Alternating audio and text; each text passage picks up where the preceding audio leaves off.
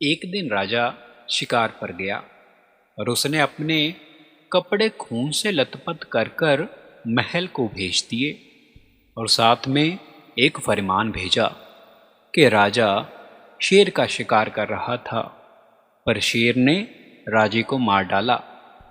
जब रानी ने ये बात सुनी तो वो सदमे से बेहोश हो गई। रानी को सदमा ऐसा लगा कि उसके प्राण चले गए। ये सब देखकर राजा भर्तृहरि को बहुत अफसोस हुआ, पर जल्द ही राजे ने दूसरी शादी कर ली। थोड़े समय के बाद राजे के पास एक साधु आया, जिसने राजे को एक फल दिया। कहता, ये फल जो भी खाएगा वो सदा जवान रहेगा।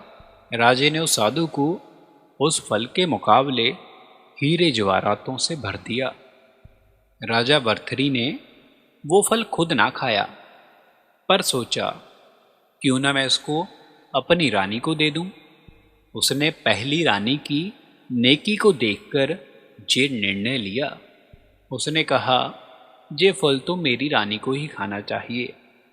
और राजे ने फल देते हुए रानी को ये बता दिया, अगर तुम ये फल खाती हो तो सदा के लिए जवान रहोगी। राजे की नई रानी पहली रानी से बिल्कुल विपरीत थी। नई रानी का दिल कोतवाल पर था।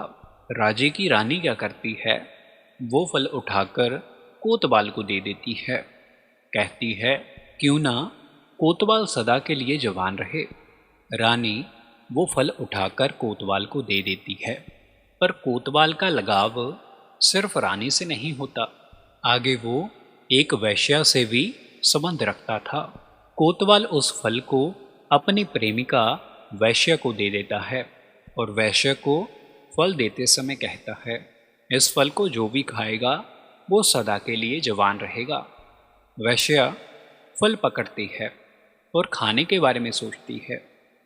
फिर उसके मन में ख्याल आता है, अगर मैं ये फल खाऊंगी तो इसका क्या फ़ायदा होगा। मैंने सारी उम्र बुरे कर्म किए हैं, अगर मेरी आगे भी ज़िंदगी ऐसी रही तो भी कोई फ़र्क नहीं पड़ेगा। बुरे कर्मों का बुरा ही नतीजा होता है। उसने सोचा कि राजा कितने नेक काम करता है, क्यों ना मैं ये फल उसे दे दूं, वो सारी उम्र भले के काम करेगा। वैश्या वो फल राजे को दे आती है। जब राजे के हाथ में वो फल जाता है तो राजा पहचान जाता है, ये तो फल मैंने रानी को दिया था।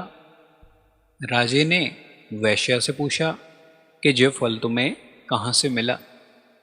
तो वैश्या ने डरते हुए फरमाया कि ये फल तो मुझे कोतवाल ने दिया था। फिर राजे ने कोतवाल को अपने महल में बुलाया और उससे पूछा कि ये फल तुम्हें कहाँ से मिला। कोतवाल पहले तो टालमटोल करता रहा, राजे को सही नहीं बताता था। फिर राजे ने कहा, क्यों ना तुम्हें दंड दिया जाए, फिर ही तुम सच बताओगे। फिर तब कोतवाल बताने लगा कि ये फल मुझे रानी ने दिया था। जब ये सब राजे को पता चला तो राजे ने सबसे पहले अपने आप को कोसा। कहता है, धिक्कार है मेरे पर, जिसने पतिव्रता स्त्री की परख की, फिर ऐसी औरत की जाल में फंस गया। फिर धिक्कार है उस रानी के जो अपने राजे के होते हुए भी राजा को छोड़कर नौकरों के पीछे भागे।